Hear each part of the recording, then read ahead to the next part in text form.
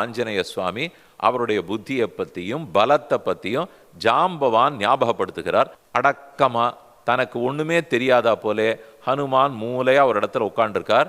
ஒவ்வொரு குரங்கா பேசுறது. நான் 10 யோஜனை தாண்டுவேன், அதுக்கு மேலே என்னால் முடியாது. நான் 20 தாண்டுவேன், அதுக்கு மேலே என்னால் முடியாது. அங்கதன் சொன்னார், நான் தாண்டி 100 யோஜனையை தாண்டி அக்கறைக்கு படுவேன், ஆனால் திரும்பி வர்றதுக்கு சக்தி என்கிட்ட இருக்காது. இது அபிமன்யு சக்கர வியூகத்துக்குள்ளே போன மாதிரி. உள்ளே போயிட்டு வரலன்னா யார் செய்தி சொல்கிறது?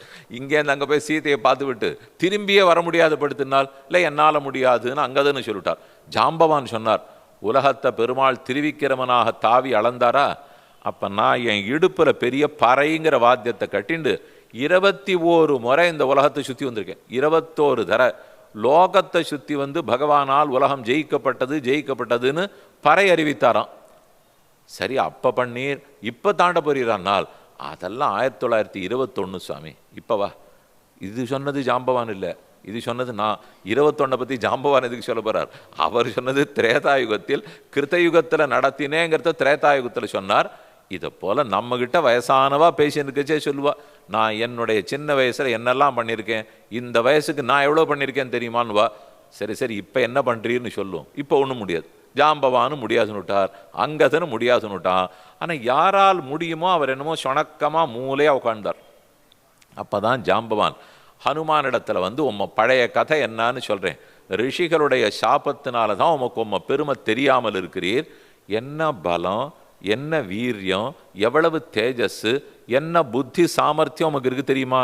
பிறந்த சமயத்தில் உனக்கு இத்தனை வரம்லாம் கிடச்சிது, ஆனால் சேட்டை பண்ணவே ரிஷிகளெல்லாம் உன்னை சபிச்சுட்டா, அதனால தான் உனக்கு மறந்து போயிருந்தது. நான் இப்போ ஞாபகப்படுத்துகிறேன். உனக்கு ஒன்றும் இல்லே நினச்சிக்காதே. இந்த இடம் அடிபட்டதுனால தான் உனக்கு ஹனுமான்கிற பேர் வந்தது. அப்போது நீ சாபம் வாங்கியிருக்கவே உனக்கு சக்தி தெரியாது இருந்தது. இப்போ அறிவித்து விட்டேன், கிளம்பு, உன்னால் முடியும், இக்கரையிலேருந்து அக்கறைக்கு தாவு என்று உற்சாகப்படுத்திட்டார். மறந்த தனி ஹனுமாருக்கு ஞாபகம் வந்தது, உற்சாகத்தை பெற்றார்.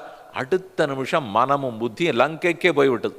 இதை பார்க்கச்சே நமக்கு என்ன தோணணும்னால், ஹனுமார் எப்படி தனக்கு சக்தி இல்லை, புத்தி இல்லை, ஆற்றல் போராது நினைச்சுண்டு ஊக்குவிக்கப்பட்டாரோ, அதே போலத்தான் ஆத்மாக்களான நாம ஒத்தரும் நமக்கெல்லாம் ஏது சுவாமி புத்தி, ஆத்மாவை தெரிஞ்சுக்கிறதுக்கு பரமாத்மாவை தெரிஞ்சுக்கிறதெல்லாம் நான் யாருன்னு நினச்சிட்டு இருக்கோம்.